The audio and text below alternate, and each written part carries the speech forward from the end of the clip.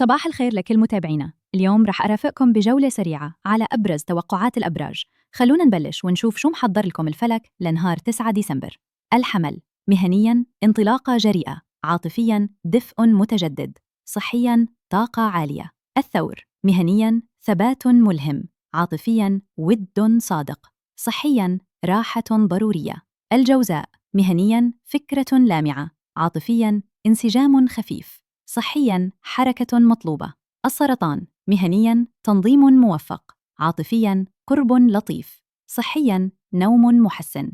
الأسد، مهنياً بروز واضح، عاطفياً سحر خاص، صحياً استقرار بدني. العذراء، مهنياً تخطيط دقيق، عاطفياً صدق لافت، صحياً غذاء محسوب. الميزان، مهنياً توازن ناجح، عاطفياً هدوء عاطفي، صحياً خطوات خفيفة. العقرب، مهنياً عزيمة ثابتة، عاطفياً آذبية عالية، صحياً نشاط معتدل. القوس، مهنياً فرصة قريبة، عاطفياً حديث دافئ، صحياً استراحة سريعة. الجدي، مهنياً تقدم ثابت، عاطفياً استقرار واضح، صحياً قوة ذهنية.